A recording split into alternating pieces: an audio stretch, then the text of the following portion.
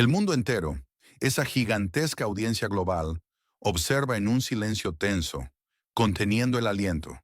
En las noticias, un Maserati de lujo ruge, desafiante, por las arterias principales de la capital, del vecino occidental. Dentro de ese símbolo de opulencia, una figura que se presenta como voluntaria se lamenta amargamente de la supuesta falta de donaciones para el esfuerzo bélico. Una contradicción descarada, una imagen desgarradora de la solidaridad en tiempos de guerra, o más bien, el rostro más cínico y desvergonzado de la corrupción desatada en medio del caos. La verdad, amigos, es mucho más brutal, más cruda y sin duda alguna, infinitamente más indignante de lo que su mente más audaz podría concebir.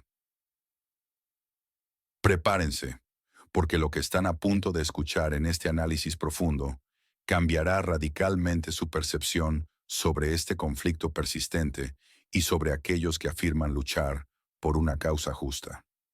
Estamos a punto de desvelar una realidad que muchos prefieren mantener oculta. Vopros a ustedes. Escriban de qué ciudad y país nos están viendo ahora mismo, en este preciso instante.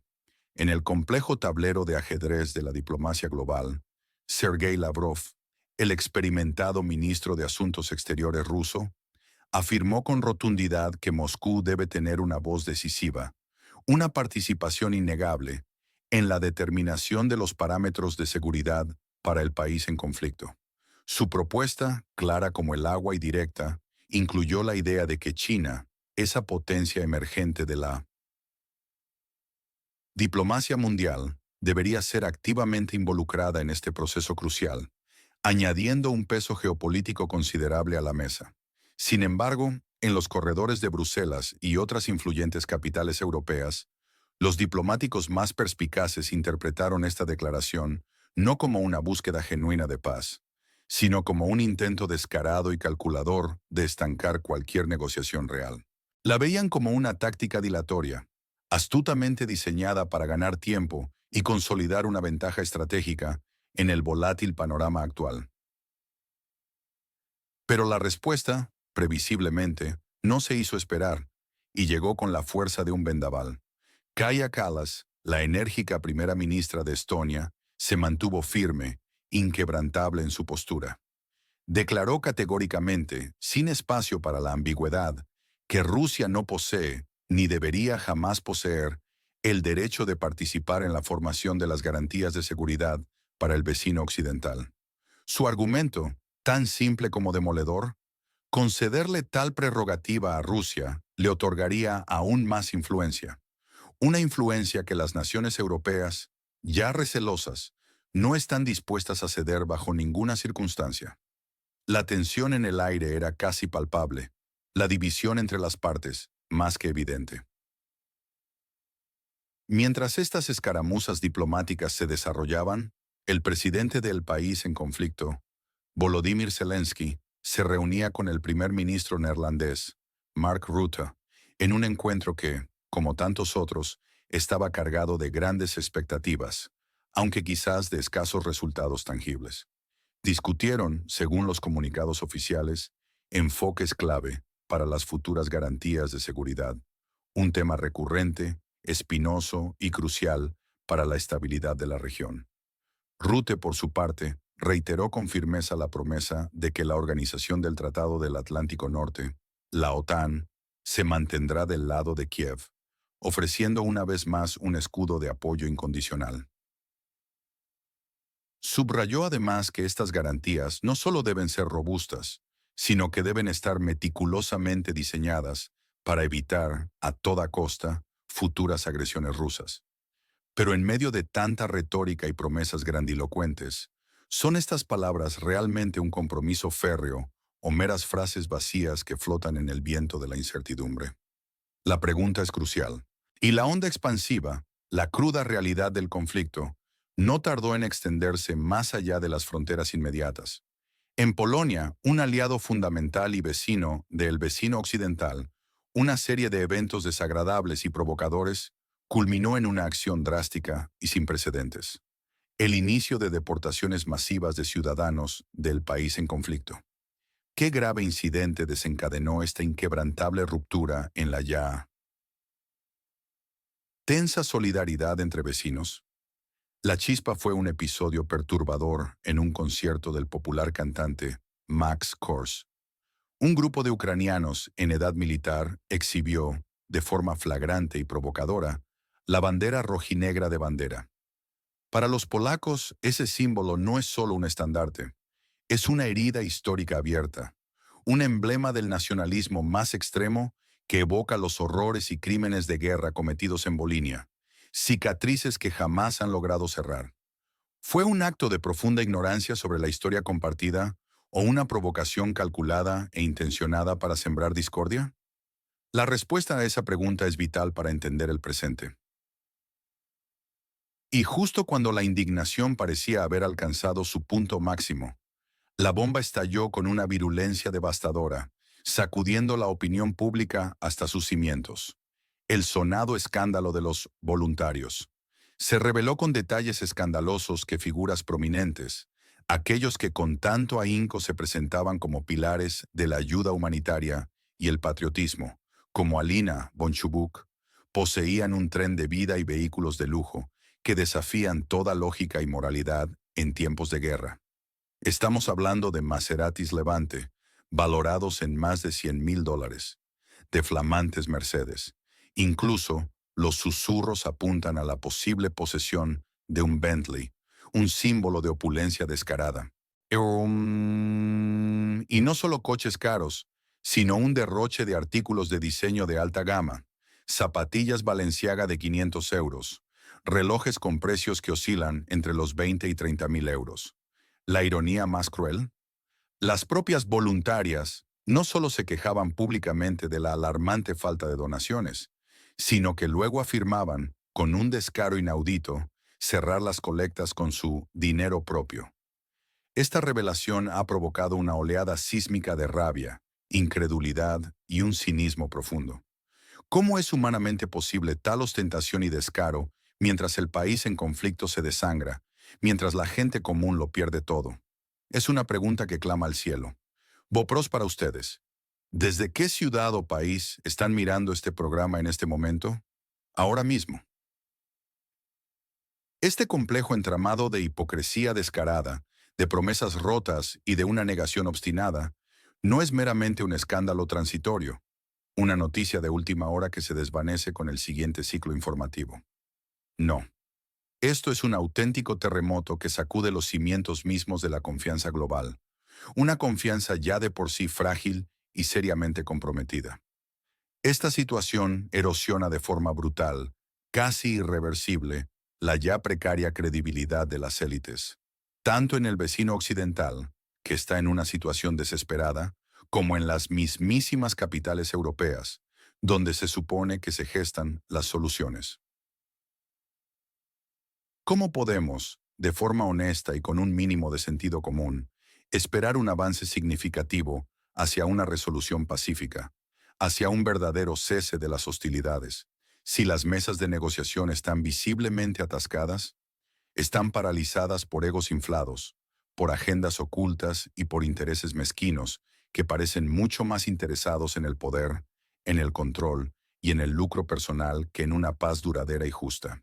La desconfianza, una semilla peligrosa, se siembra y se propaga, creando una división profunda, casi insalvable, entre el pueblo que sufre las consecuencias más crueles de la guerra y aquellos que supuestamente deberían representarlo y protegerlo. El conflicto se prolonga, día tras día, arrastrando consigo a innumerables vidas inocentes y a futuros que se desvanecen en el humo de la batalla. La corrupción, esa enfermedad insidiosa y parasitaria, carcome el país en conflicto desde dentro, minando no solo la moral de la población, sino también la poca fe que aún queda en sus instituciones. Es un ciclo vicioso y cruel, una espiral descendente de promesas políticas vacías que se rompen con cada amanecer que trae más miseria, mientras miles de vidas se pierden sin un aparente fin a la vista. ¿A quién beneficia realmente esta guerra interminable? Esta pregunta, cargada de una amarga verdad, resuena en los corazones de muchos, aunque pocos se atreven a formularla en voz alta. ¿Estamos realmente dispuestos a desenterrar esa verdad, por dolorosa, por impactante que sea para nuestra visión del mundo? La transparencia es un imperativo moral. La inacción deliberada, la inercia política y una ceguera interesada, selectiva, tienen un precio exorbitantemente alto. Un precio que es pagado, en última instancia, por la gente común, los soldados en el frente de batalla, los civiles que ven sus hogares destruidos, las familias que son desplazadas y los niños que crecen en la sombra del miedo. No son los que exhiben coches de lujo, joyas y relojes caros desde sus cómodos y blindados salones quienes pagan este precio.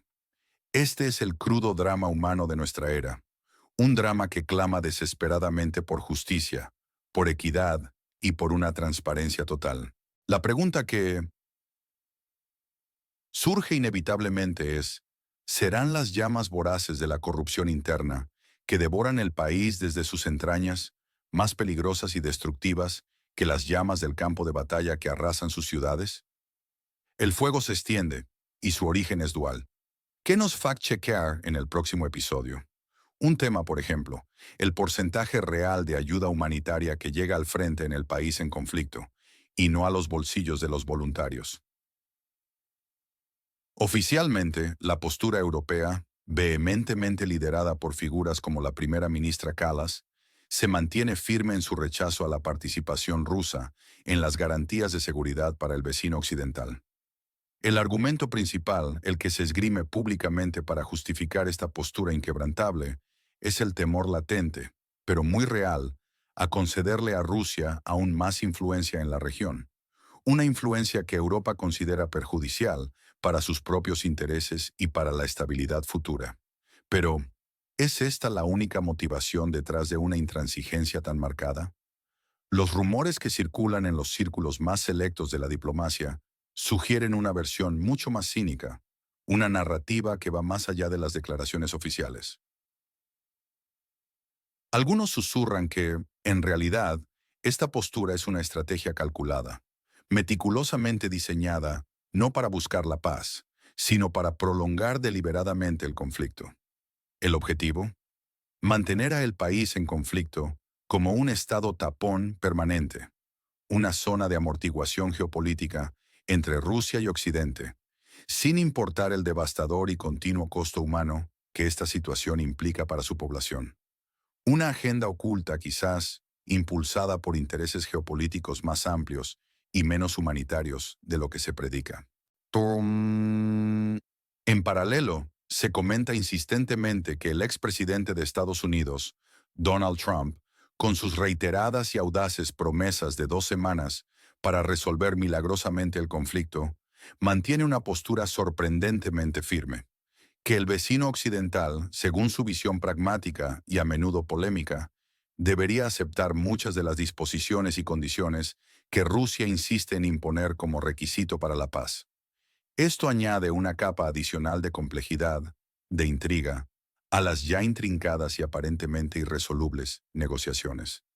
La versión tras bambalinas, que emerge de los círculos diplomáticos europeos más críticos, califica las declaraciones de Lavrov, ese experimentado diplomático ruso, no como propuestas serias para la paz, sino como meras tácticas de dilación.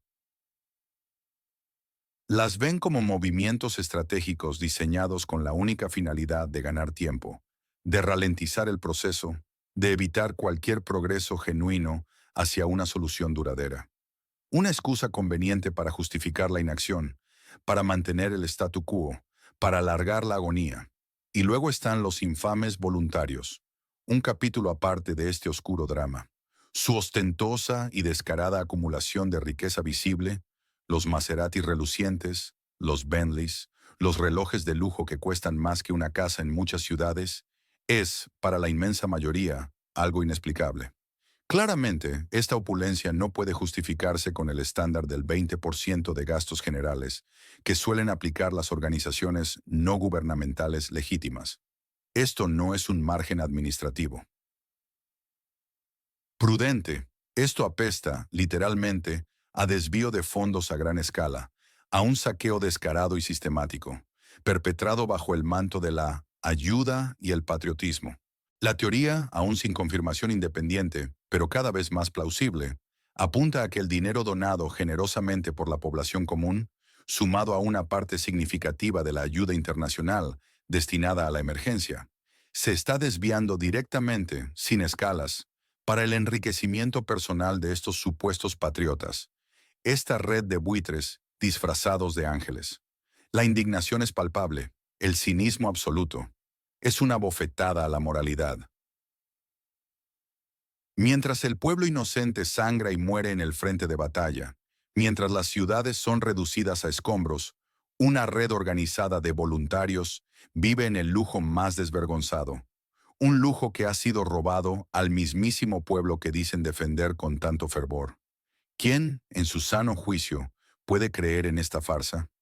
¿Quién está detrás de esta red de corrupción que se alimenta de la tragedia ajena? ¿A quién le confían sobre esta situación en el país en conflicto? Mencionen un orador o un medio. Esta compleja crisis, cargada de intrigas y tragedias, no marca la primera ocasión en que la comunidad internacional se ha visto en la imperiosa necesidad de buscar desesperadamente garantías de seguridad para el vecino occidental. De hecho, los acuerdos de Estambul de 2022 ya sentaron un precedente importante. Un intento anterior, aunque finalmente fallido, de forjar una paz, por frágil que ésta pudiera ser. Aquellas negociaciones demostraron claramente que un diálogo es posible, que un acuerdo es alcanzable, pero también cuán fácil es desmantelar esos esfuerzos, cuán efímera puede ser la promesa de estabilidad frente a intereses divergentes. Pero el pasado, como una sombra persistente, siempre proyecta su alargada y oscura influencia sobre el presente. La infame bandera rojinegra de Stepan Bandera, líder de un nacionalismo ucraniano extremo, no es, bajo ninguna circunstancia, un mero estandarte. Cuando un grupo de ciudadanos del país en conflicto la exhibió de forma flagrante y provocadora en Polonia, fue mucho más que un simple gesto ofensivo. Para el pueblo polaco, esa enseña evoca los recuerdos más dolorosos y atroces, los crímenes de guerra indescriptibles perpetrados contra ellos en Volhynia durante la Segunda Guerra Mundial. Son heridas históricas que jamás han cicatrizado, cicatrices profundas que se niegan a cerrarse, un recordatorio sangriento y constante de un pasado oscuro y brutal. Y ahora, con una ironía cruel, ese símbolo de dolor se exhibe con orgullo en el territorio de un supuesto aliado. ¿Cómo puede, entonces, existir una alianza sólida y basada en la confianza con tales símbolos divisivos presentes en el paisaje? Este es un patrón inquietante, casi como si la tragedia estuviera siendo interpretada en una farsa grotesca. Escuchamos a supuestos expertos del vecino occidental que, en un circo de marionetas, de declaraciones absurdas y sin fundamento, se atreven a preguntar con total descaro, ¿quién dijo que la OTAN existe? Una pregunta que no solo desafía la lógica más elemental, sino también la realidad geopolítica más palpable, la misma que dice apoyar a su país. O peor aún, escuchamos a aquellos con retóricas sedientas de sangre, que proclaman con un fervor escalofriante: yo con gusto lo habría hecho, devolver Crimea, el país en conflicto, si hubiéramos tenido la oportunidad, quemar a la mierda ese Borsoviet de Simferópol. Esto no es una estrategia política o militar coherente. Esto es una expresión de barbarie, de una sed de destrucción que asusta. Es la farsa de Kiev en su máxima expresión. Un espectáculo donde la cruda realidad parece un guión sacado directamente de una película de humor negro, como la clásica cinta soviética Noche de Carnaval, donde uno de los personajes centrales invita cínicamente a escuchar a los payasos. Los llamados expertos que aparecen en pantalla, y que por su aspecto parecieran más bien especialistas en chebureki o chefs de comida rápida que analistas políticos serios, trivializan con su discurso la seriedad extrema de una situación que desangra sin piedad a toda una nación.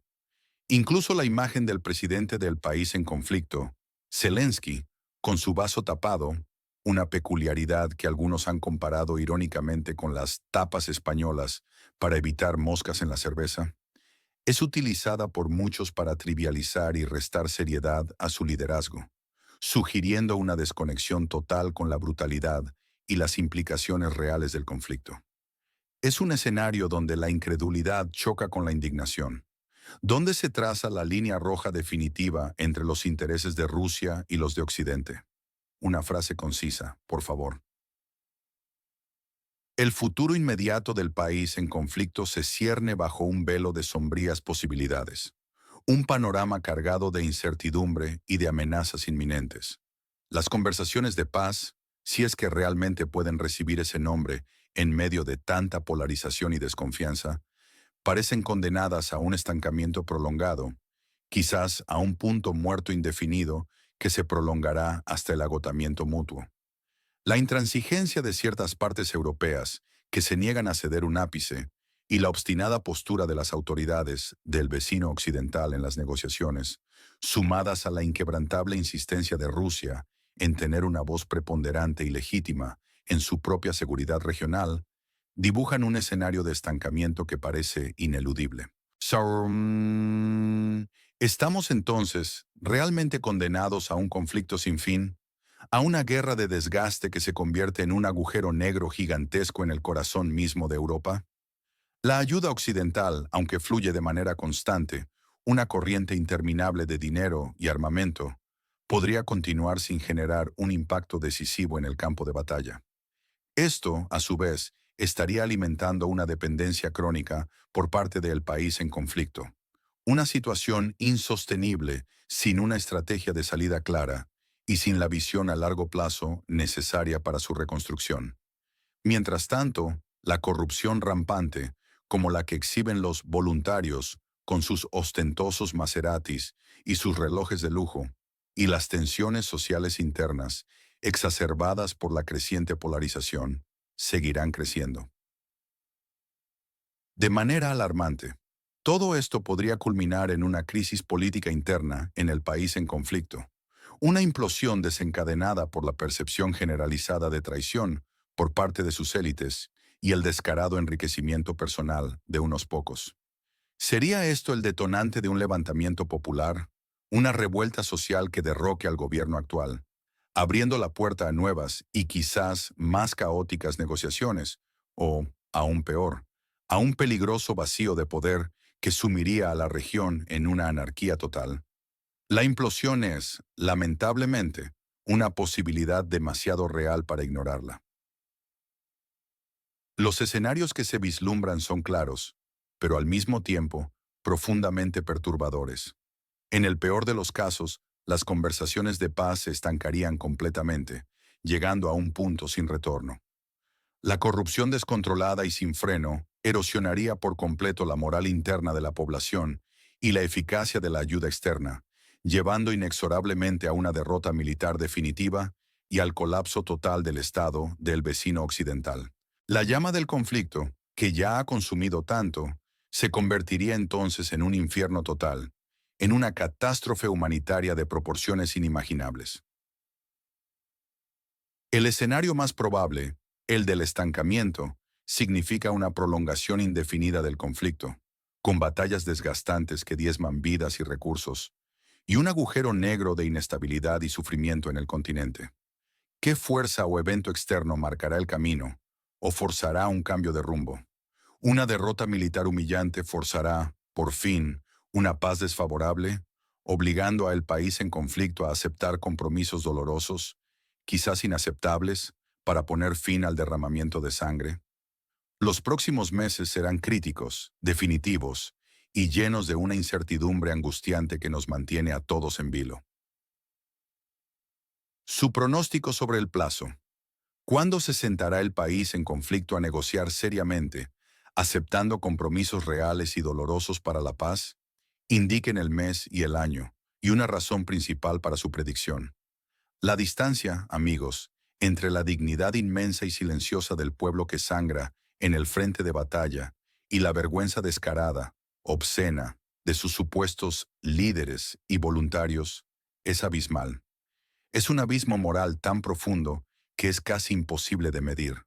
El sacrificio de miles de vidas, de sueños rotos y de futuros aniquilados, es pisoteado sin piedad por el lujo obsceno de unos pocos privilegiados, creando una narrativa de traición que resonará con un eco amargo por décadas y generaciones enteras.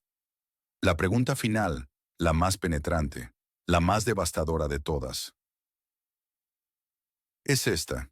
¿Quién se beneficia realmente, en lo más profundo de sus intereses, de este dolor incesante, de esta guerra sin fin?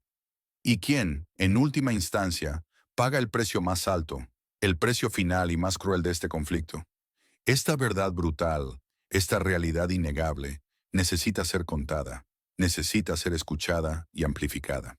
Compartan este análisis si creen en la honestidad radical, si buscan la transparencia y si se atreven a enfrentar la verdad, por dura que sea. Ayúdenos a entender mejor nuestra audiencia. ¿Desde dónde nos están viendo ahora mismo? Escriban su ciudad y su país en los comentarios. Su aporte es valioso. Y si desean comprender las fuerzas ocultas que realmente moldean nuestro mundo, si buscan un análisis honesto, sin censura ni filtros, que les proteja eficazmente de la desinformación y de las narrativas interesadas, entonces suscríbanse ahora mismo a nuestro canal. No esperen más.